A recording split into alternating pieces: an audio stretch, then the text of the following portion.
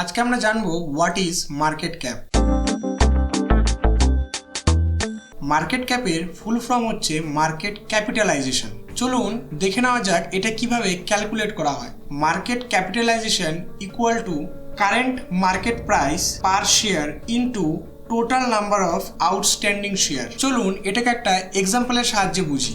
ধরুন XYZ একটা company যার current market price per share হচ্ছে 300 টাকা এবং টোটাল আউটস্ট্যান্ডিং শেয়ারের পরিমাণ হচ্ছে 20 লাখ, তাহলে সেই কোম্পানির মার্কেট ক্যাপ হবে 60 CR।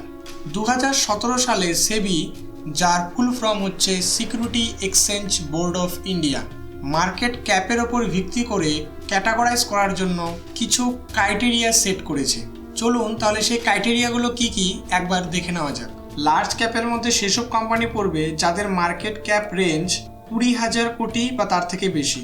মিড ক্যাপের মধ্যে সেসব কোম্পানি পড়বে যাদের মার্কেট ক্যাপের রেঞ্জ 5,000 থেকে 20,000 কোটির মধ্যে। আর স্মল ক্যাপের মধ্যে সেসব কোম্পানি পড়বে যেসব কোম্পানির market cap up to 5,000 crore। আশা করি এখন আপনারা মার্কেট ক্যাপ ব্যাপারটা কি পুরোপুরিভাবে বুঝতে পেরেছেন।